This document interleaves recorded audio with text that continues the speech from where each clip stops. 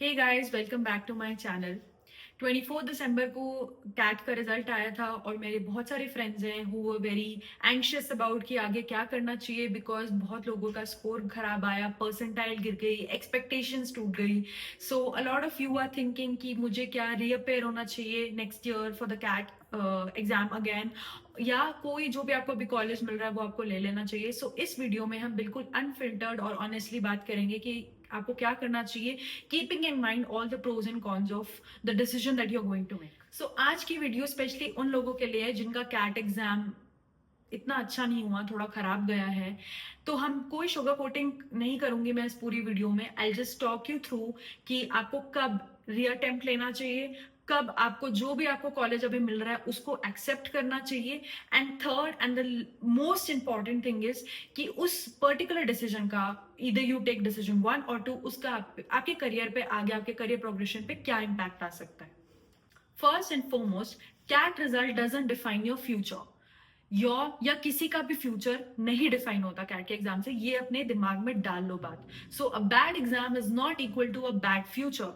इतने सारे successful MBA grades आप लोगों ने अपने आसपास देखे होंगे, मैंने देखे अपनी लाइफ में, मैं खुद हूँ।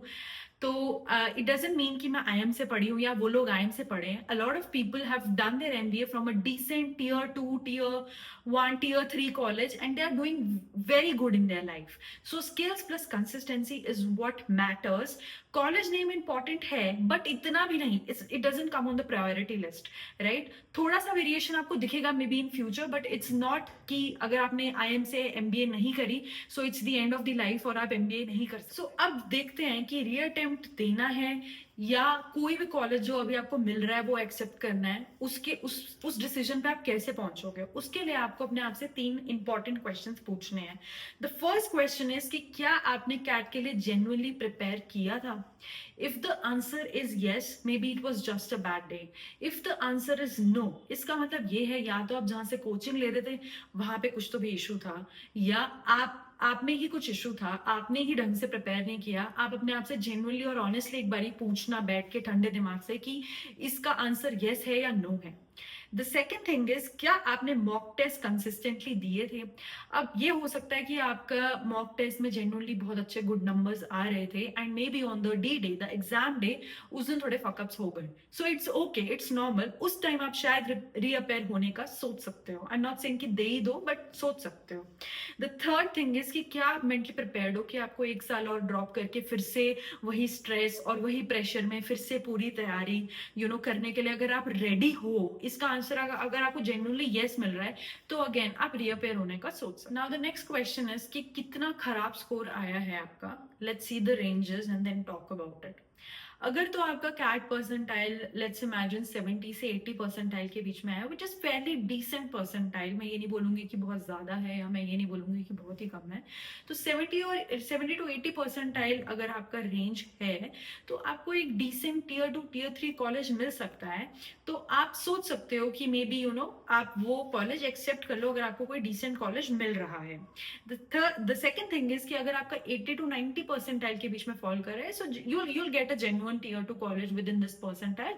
So if you're okay with that, and अगर आपका बहुत ही एम हाई नहीं है कि आपको टीयर 1 पे ही जाना है, तो you can think about having that particular whatever college you're getting between this range.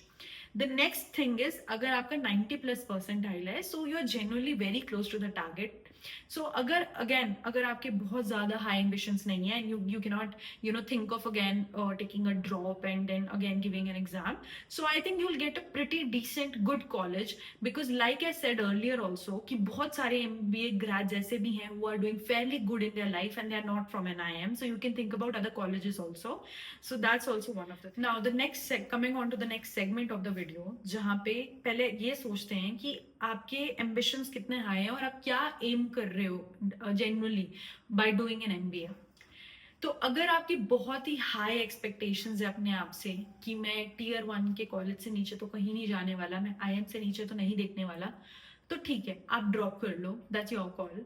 लेकिन अगर आपका एम है एक गुड डिसेंट कॉलेज, एक डिसेंट आरओआई, या एक मतलब हैविंग अ सॉलिड लर्निंग, तो आई वुड सजेस्ट कि do not waste another year, because any day if you are doing an MBA from a non I M, if you are a non I M plus आपको clear है, clarity आपके दिमाग में, that is any day better than doing it from an IIM. You are an IIM graduate, but you are confused, you are having a confusion.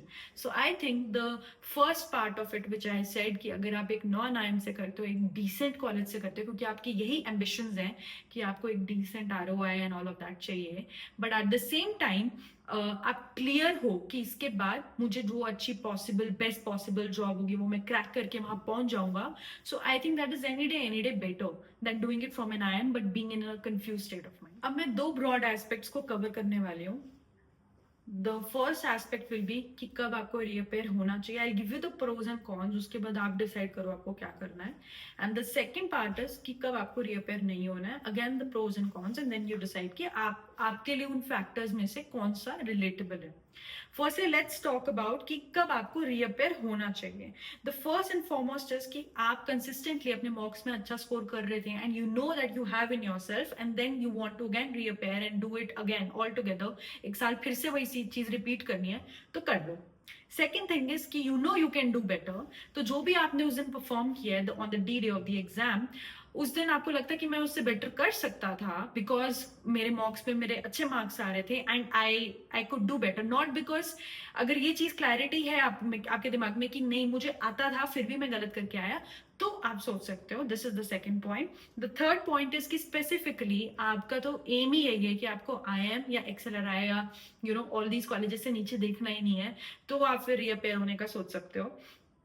The fourth and the most important thing which is time. अगर आप पे time है, अगर आप पे energy है और family का पूरा फाइनेंशियल सपोर्ट भी है, तो गो अहेड. क्योंकि इस पूरे साल इररिस्पेक्टिव, क्योंकि आप you are dropping this year, that means you will be kind of on your own, like आपको financial support आपकी family से ही मिलने वाला है. So if those factors are meeting your requirement, then go ahead and reappear.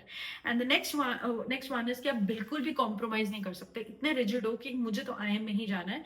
Then again you don't want to compromise on the college name, go ahead. And you believe कि एक extra year is okay for you for long term career building, तो go ahead. ठीक है.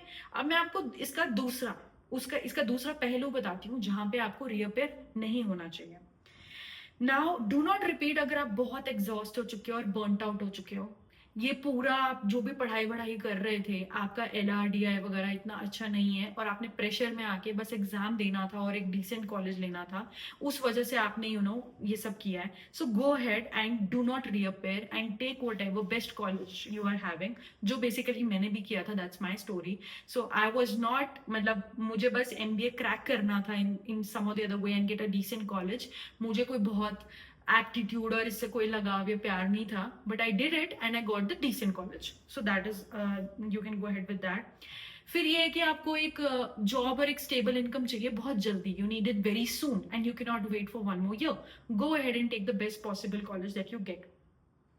और आपको अगर आपकी जो भी परसेंटाइल रेंज है उसमें आपको एक ढंग का Tier 2 या Tier 3 कॉलेज मिल रहा है जिसका मे बी एवरेज पैकेज 10, 12, 13, 14 इतना तक है, एंड अगर आपकी मिनिमम कैप है कि मुझे 10 या 10 से ऊपर तक मिल जाए तो मैं ठीक हूँ, मैं खुश हूँ, गो अहेड. उसके बाद सारा खेल है स्विचेस करने का. उसके बाद आप जितना स्विच करोगे उतना आप अपना पैकेज बढ़ा सकते हो, and also upon your skills of course कि आप कैसा काम कर रहे हो वहां पे. तो एक साल ड्रॉप करना तभी वर्थ होता है जब आपको पता है कि आप एक साल ड्रॉप करके वो वाला रिजल्ट वहां पे आप you will keep that on the table and you are able to achieve it. ऐसे मत करना जो मतलब होशोहवास में करना, जो भी करोगे ऐसा मत करना जो जोश में कि मैंने ड्रॉप कर लिया अब नेक्स्ट ईयर फिर से वही हाल है, एंड देन आप you are regretting your decision. So don't let yourself regret any decision. और बिल्कुल सोच समझ के इस वीडियो में मैंने जो भी पॉइंट्स बताए हैं उसको ध्यान में रख के अपना ओपिनियन या अपना डिसीजन बना लेना, और अपने पेरेंट्स को, अपनी फैमिली को भी कन्विंस कर देना कि मेरे को ड्रॉप करना है इस वजह से, मुझे ड्रॉप नहीं करना है इस वजह से. मैं अब थोड़ा टाइम लूंगी टू ऑल्सो एक्सप्लेन यू कि what is the truth about non-IIM colleges, because I am a live example of a person who has done an MBA from a non-IIM college, but still they have, मतलब I have tried to pull off a good college and a good job. ठीक है, सो ऐसा नहीं है कि अगर आपने IM से नहीं किया तो आपको कोई अच्छा स्विच नहीं मिलेगा, अच्छा आपको प्रोग्रेशन नहीं मिलेगा अपने करियर में. Everything depends not only on your college name, but आप उस कॉलेज में जाके इंटर्नशिप्स कैसी कर रहे हो, प्रोजेक्ट्स कैसे कर रहे हो, कितने एक्टिव हो, है ना, ये सारी चीजें आप कैसे कर रहे हो. और बहुत सारे कॉम्पिटिशन्स होते हैं जैसे एमबीए कॉलेज में, आप देखोगे कि आप उनमें कितना पार्टिसिपेट कर रहे हो. वो सारी चीजें आपकी ग्रोथ को और आपको इन जनरल आपकी पर्सनालिटी को बहुत एनहांस और ग्रो करने में हेल्प करेगी. और मैंने अपनी एक वीडियो में एक और चीज मेंशन करी थी कि अगर आप बहुत ही नॉर्मल और बेसिक कॉलेज में जा रहे हो, just make sure and have it in your head कि मुझे उस कॉलेज में, उस डिसेंट से कॉलेज में अच्छा डिसेंट परफॉर्म करना है. Maybe I have to be in the cream so that I get the best possible job. जो भी उस पर्टिकुलर, फॉर एग्जाम्पल आप HR, आपका you have aim for going into HR, तो आप HR ले लो और ये कोशिश करो कि आप HR की क्रीम में रहो, ताकि जो भी टॉप की कंपनी HR के लोगों को रिक्रूट करने आए वो सबसे पहले आपको उठाए on that good pay scale. So इस तरीके से अपने माइलस्टोन्स और अपनी एम्स को अपने दिमाग में फॉर्मुलेट करके decision low, and it will be worth it, trust me. Okay, so the next part is, don't fall into the trap of only having IIM or XLRI in your bucket list. कई लोग ego के चक्कर में IIM और XLRI के नीचे देखते भी नहीं है. एंड ट्रस्ट मी, इन दोनों के नीचे भी बहुत अच्छे कॉलेजेस हैं, बहुत डिसेंट कॉलेजेस हैं जहाँ पे आपको बहुत डिसेंट प्लेसमेंट्स मिल सकती हैं. सो अपने ईगो को थोड़ा साइड में रख के ये डिसीजन लेना. एंड अगर आप रीअपेयर होने का भी सोच रहे हो नेक्स्ट ईयर, लेट्स से, तो आई वुड सजेस्ट, मतलब आई नो बिट, मतलब मेरे कुछ दोस्त थे जो क्या करते थे, वो IIM मतलब कैट ही भरते थे और कोई एग्जाम, कैट और जैक, उसके अलावा कोई एग्जाम उनको दिखता ही नहीं था, बिकॉज दे वर लाइक कि इससे नीचे तो जाना ही नहीं है.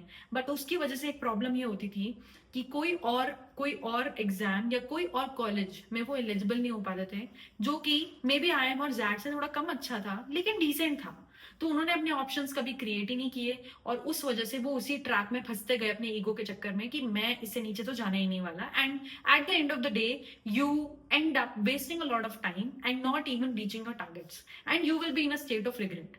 सो उस चीज को अवॉइड करना, अपने पर्सनल एक्सपीरियंस से बता रही हूँ. कंक्लूड करने के लिए मैं यही बोलूंगी कि एमबीए का जो सक्सेस है वो कैट से नहीं, आपकी कंसिस्टेंसी पे डिपेंड करता है. So keep that in mind. And मैं यही वीडियो यही बंद कर रही हूँ. अगर आप चाहते हो तो मैं नेक्स्ट वीडियो कुछ नॉन IIM जो अच्छे डिसेंट कॉलेजेस हैं उन पे बना सकती हूँ, सो दैट आपको थोड़ी और डायरेक्शन मिले to make your decision, and आपको क्या करना है एग्जैक्टली उस हिसाब से. एंड या अगर आपको कोई और टॉपिक लगता है जो आप जेन्युइनली चाहते हो जिस पे मैं वीडियो बनाऊं या आपको गाइड करूं, तो आप प्लीज कमेंट्स में मेंशन कर देना. And yeah see you in the next video. Bye.